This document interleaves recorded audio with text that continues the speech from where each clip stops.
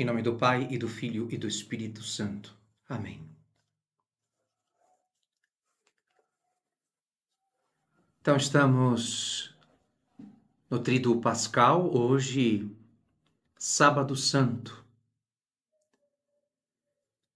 Contemplamos Nosso Senhor no sepulcro, Nosso Senhor sepultado.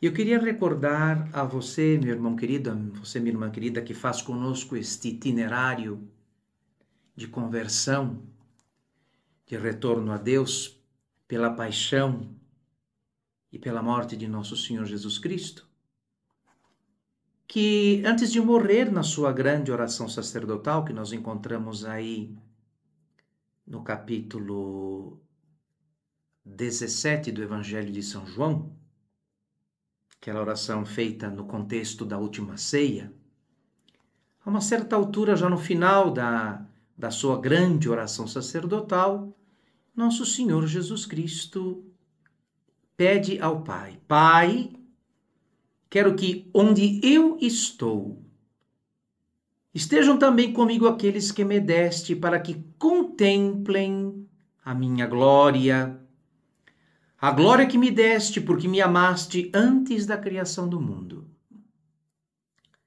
Então aqui Jesus faz os seus últimos pedidos a Deus, o Pai. E no caso, pede assim: Pai, quero que onde eu estou, estejam também comigo aqueles que me deste. Evangelho de São João, capítulo 17, verso 24. Onde está Jesus agora para que possamos estar com Ele? Ele está sepultado. Ele está no sepulcro. A igreja guarda silenciosa uma espécie de luto, não é? Assim, a entrada do sepulcro. Mas não basta estar à entrada do sepulcro, é preciso entrar efetivamente nele. Porque foi esse o pedido de Jesus: Pai, quero que onde eu estou estejam comigo aqueles que me deste. E o que significa para nós este entrar no sepulcro, uma vez que a palavra de Deus agora está no símbolo do sepulcro? E o Sábado Santo, quando nos preparamos logo mais para a solene vigília pascal, não podemos passar por estas horas nem pela sepultura de Cristo sem nos determos nela, sem estarmos com Ele, porque foi o que Ele pediu. Ele quer que aqueles que o Pai lhe deu estejam onde Ele estiver. Então, meu caro irmão, minha amada irmã, eu convido você a entrarmos agora por esta meditação no sepulcro, uma vez que o sepulcro é um símbolo da contemplação das coisas celestes. Jesus pediu: Pai, quero que onde eu estiver estejam comigo aqueles que me deste, para que contemplem, para que vejam com os olhos da alma a glória que me deste. Então, nós vamos nos apoiar nas afirmações de São Gregório, não é? Que diz: como no túmulo o corpo morto está escondido, assim também na contemplação divina repousa a alma morta para o mundo. Lá, descansando do clamor mundano, ela repousa no enterro de 3 dias, por assim dizer, através de sua tripla imersão no batismo. Sob a proteção de vossa face, os defendeis contra as conspirações dos homens. Salmo 30, verso 21. Aqueles em grande aflição, atormentado pelos ódios dos homens, adentram em espírito a presença de Deus e estão em repouso. Importantes estas palavras do grande São Gregório, não é? Sobretudo porque nos dizem que os que pela penitência, pelas tribulações, pelas aflições, como que morrem, vão morrendo para o mundo, vão deixando o mundo, podem entrar, então fazer esta passagem, podem entrar no túmulo com Cristo. lá descansando do clamor mundano, como nosso Senhor Jesus Cristo agora repousa dos ódios dos homens. Como agora nosso Senhor está como que distante, distanciado e separado de todo o clamor, de todo o ódio, não é? Dos homens e do mundo contra ele. 3 coisas são requeridas para este sepultamento espiritual em Deus.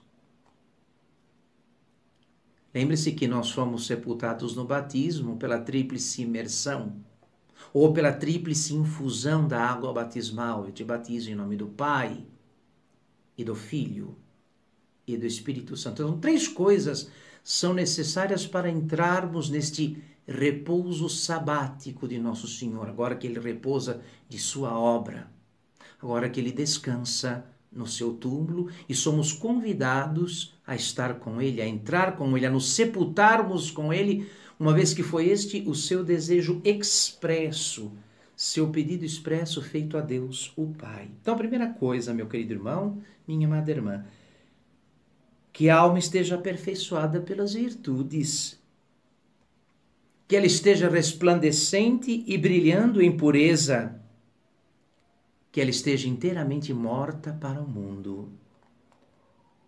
Todas estas coisas estão demonstradas de modo figurativo no sepultamento de Jesus Cristo, nosso Senhor. Primeiro, que a alma esteja aperfeiçoada pela virtude, que ela resplandeça pela pureza e que ela esteja morta para este mundo. A primeira coisa é mostrada no Evangelho de São Marcos, onde lemos como Maria Madalena ungiu nosso Senhor para o seu sepultamento, como que por antecipação. Ela fez o que pôde, embalsamou-me antecipadamente o corpo para a sepultura. Marcos, capítulo 14, verso 8. O embalsamamento com perfume de nardo puro, conforme o Evangelho de São Marcos, não é? Capítulo 14, verso 3, representa as virtudes, porque o bálsamo, o nardo, é algo muito precioso e nesta vida não há nada mais precioso do que as virtudes. Então, se entra no sepultamento de Cristo, se entra com Ele para o repouso do sepulcro, não é? Se entra com Ele para o repouso da contemplação, os que estão embalsamados pelas virtudes. Os que aprenderam, portanto, a renunciar ao mal e firmemente aderidos ao bem, o praticam, custe o que custar. O praticam, custe o que custar.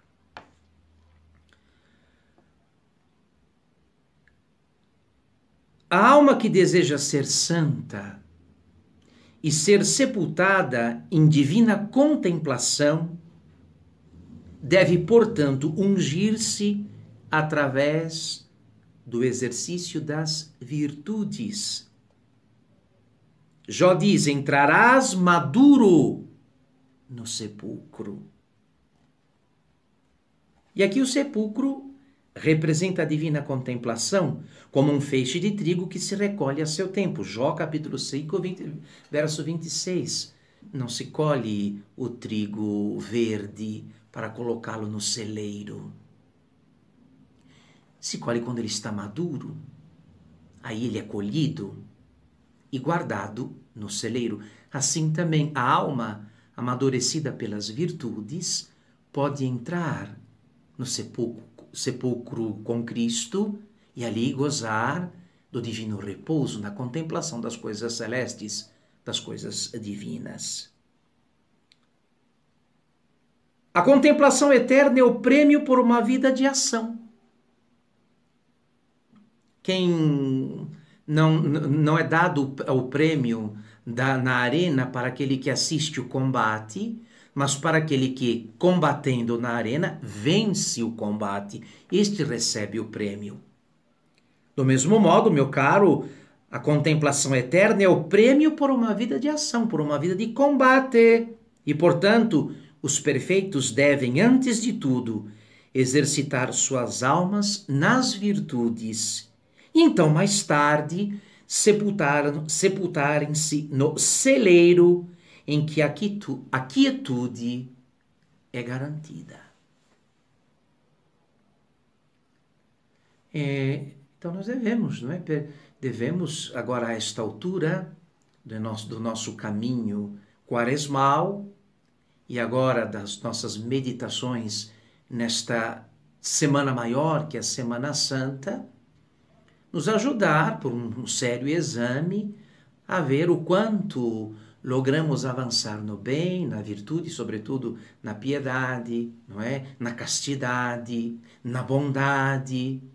Quanto avançamos na virtude por um lado e quanto nos separamos do mundo por outro, renunciando ao vício, renunciando ao mal e ao pecado. Estes, então, podem adentrar misticamente, espiritualmente no sepulcro e ali repousar com Jesus e ali encontrar o descanso de suas boas e santas obras. A segunda das três coisas requeridas é também mostrada no Evangelho de São Marcos, onde lemos no capítulo 15, no verso 46, que José de Arimateia, que era discípulo de Jesus, havia comprado uma mortalha, isto é, um pano de linho, o sudário. Nosso Senhor teve seu corpo envolvido num lençol de linho. Mas lembre-se, o significado espiritual deste envolvimento do corpo de Cristo no sudário ou no lençol de linho, que é muito branco, não é? Esta brancura ofuscante só é atingida depois de um grande esforço, não é? O linho, ele é tornado branco, ele é feito branco, atinge a sua alvura, a sua brancura, depois de um grande esforço dos tintureiros. E é este lençol alvo, o sudário, que envolve o corpo de nosso Senhor Jesus Cristo. Isto significa aquele brilho da alma, que também não é perfeitamente atingido senão por um grande esforço. Nos está ordenado pelo Espírito Santo no livro do Apocalipse, no capítulo 22, verso 11. O justo faça justiça. O justo pratique aquilo que é justo aos olhos de Deus. Faça aquilo que é agradável e aceitável aos olhos de Deus. Faça, realize, pratique aquilo que é justo e agradável aos olhos de Deus. A mesma coisa nos diz o apóstolo São Paulo na carta aos Romanos, no capítulo 6, verso 4. Vivamos uma vida nova, indo do que é bom para o que é melhor, através da justiça inaugurada pela fé, para a glória pela qual esperamos. Assim, portanto, é que os homens, brilhando por uma vida interior sem manchas, devem ser sepultados no túmulo da divina contemplação. São Jerônimo, no comentário às palavras de Jesus, bem-aventurados os puros de coração, porque verão a Deus, está lá no Evangelho de São Mateus, capítulo 5, verso 8, diz: o Deus puro é visto pelos puros de coração. E temos a impureza na nossa natureza desde Adão. Uma impureza que se agravou depois pelos pecados que fomos cometendo. E você sabe, é difícil, não é? Deus, assim como é praticamente impossível contemplar-se no espelho sujo, embaçado, manchado, como pode Deus refletir a sua imagem numa alma que está manchada, marcada pelo pecado? O esforço de penitência que fizemos durante o nosso itinerário quaresmal, que culmina agora nestes dias da Semana Santa, tem este escopo, este objetivo. Nos ajudará a alcançar aquela pureza, não é? Porque o primeiro lugar onde se deve contemplar a Deus é na própria alma. Bem-aventurados os puros de coração, porque eles verão a Deus. E esse deve ser o nosso esforço, não é? Entra então neste repouso sabático, entra no sepulcro de Cristo, entra misticamente no repouso de Cristo, aqueles que estão purificados, aqueles que agindo segundo a justiça, segundo, portanto, a vontade de Deus, purificaram-se das obras da morte, das obras das trevas, e vivem agora para Deus. E vivem para Deus aqueles que praticam obras dignas de Deus. Obras que, ao fim e ao cabo, redundam para a glória de Deus e para a santificação e o aperfeiçoamento daqueles que as fazem. O Deus puro é visto pelos puros de coração. A terceira coisa a considerar agora, meu caro irmão, minha amada irmã, nos é dado pelo Evangelho de São João, onde ele escreve: acompanhou-o Nicodemos, levando umas 100 libras de uma mistura de mirra e aloés. João capítulo 19, verso 39. Então, aqui Nicodemos leva aqueles perfumes e ungüentos usados, segundo a tradição, segundo o costume dos judeus sepultarem, usados para embalsamar o cadáver. Essas 100 libras de mirra e aloés, trazidas para preservar o corpo morto, simbolizam a perfeita mortificação dos sentidos externos. O corpo de Cristo vai ser foi embalsamado, não é? Nele foram deitados, derramados estes perfumes preciosos, símbolos, portanto, da perfeita mortificação dos sentidos, aqueles que pela razão ilustrada e iluminada pela fé, pela verdade da fé, aqueles cuja vontade fortalecida pela graça divina não cedem, portanto, ao imperativo dos sentidos, ao império dos sentidos, não é? Porque os têm dominados. Estão dominados os sentidos, não é?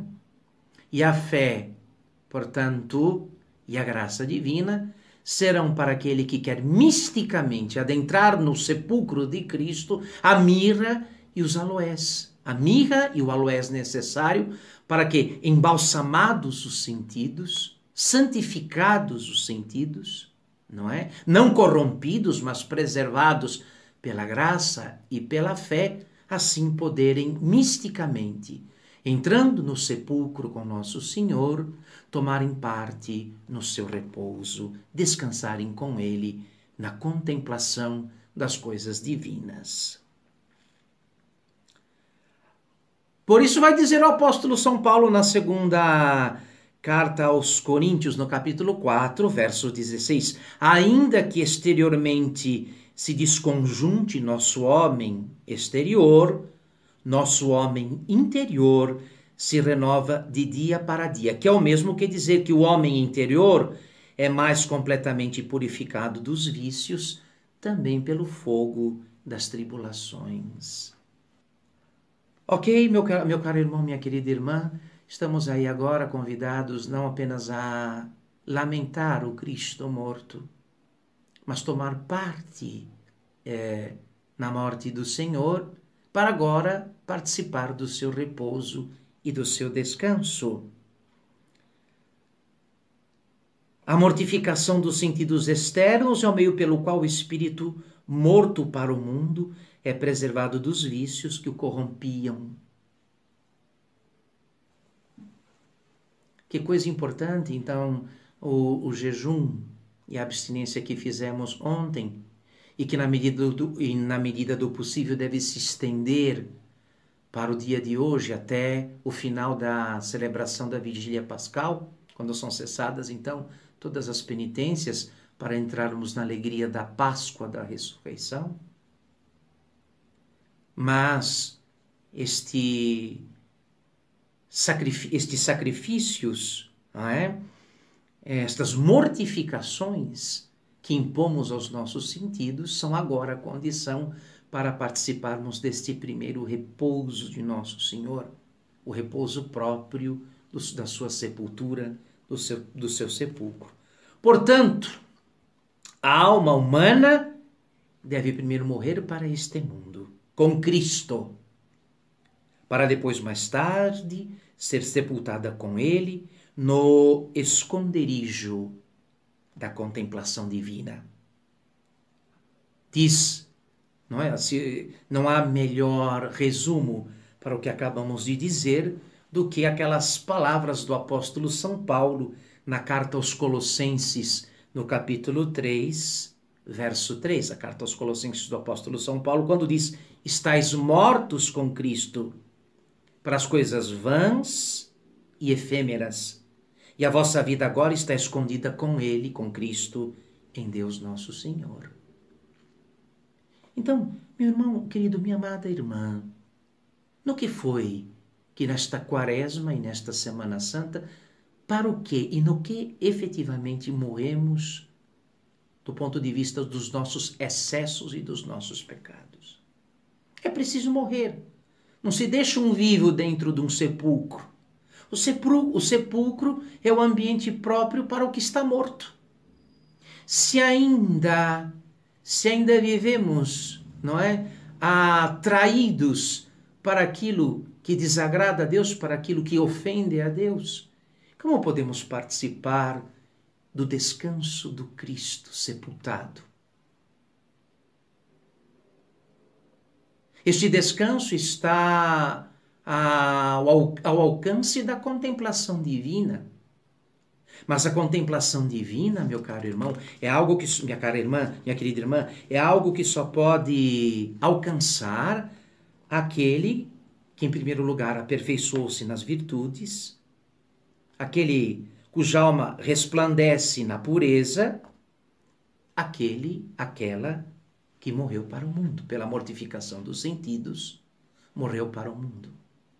Se ainda nos atraem as coisas que desagradam a Deus, se ainda olhamos com uma certa tristeza as exigências que nos são impostas pelos 10 mandamentos, condição da vida nova em Cristo, a regra da vida nova em Cristo, este viver para Cristo e em Cristo, não é? A regra desta nova vida está lá exposta nos 10 mandamentos. Se olhamos para os 10 mandamentos com uma certa tristeza, com uma relativa repugnância, não podemos entrar ainda neste repouso sabático de Cristo no Santo Sepulcro.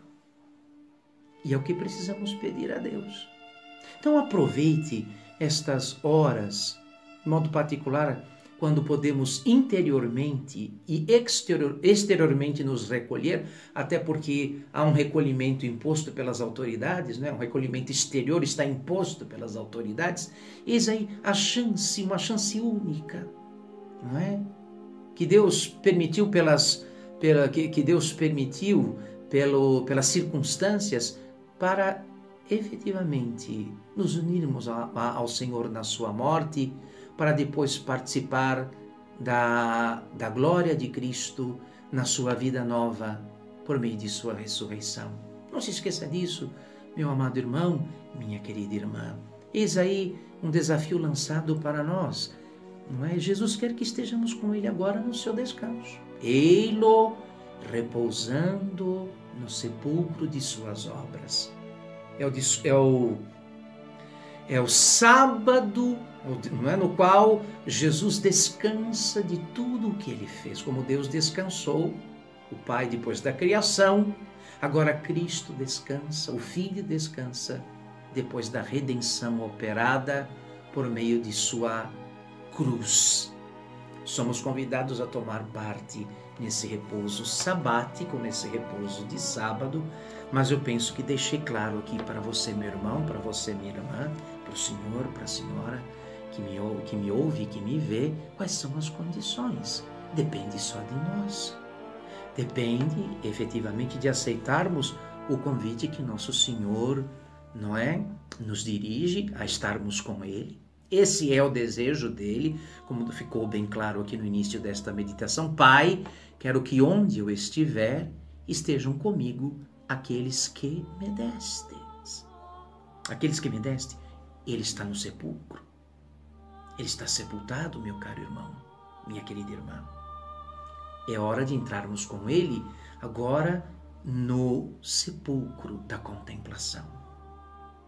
Lembra bem, se for preciso, volte à meditação. Você pode fazer isso quantas vezes for necessário, mas não olhemos para a sepultura de Cristo como se olha para as sepulturas dos homens comuns. Ela também nos interpela. A cruz nos interpelou, hoje o túmulo de Nosso Senhor nos interpela. É lá que devemos estar.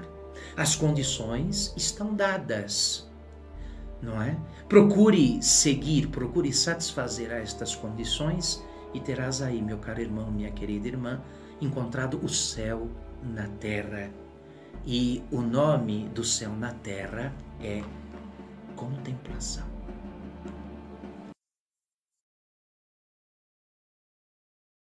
Oremos. Deus onipotente e misericordioso, que pela ditosa paixão e morte do vosso Cristo nos restaurastes. Conservai em nós os efeitos da vossa misericórdia, a fim de que, pela participação no sacramento da Eucaristia, vivamos continuamente devotados ao vosso serviço. Pelo mesmo Jesus Cristo, nosso Senhor. Amém. Que o Senhor vos abençoe, vos livre de todo mal e vos conduza à vida eterna. Ele que vive e reina pelos séculos dos séculos. Amém.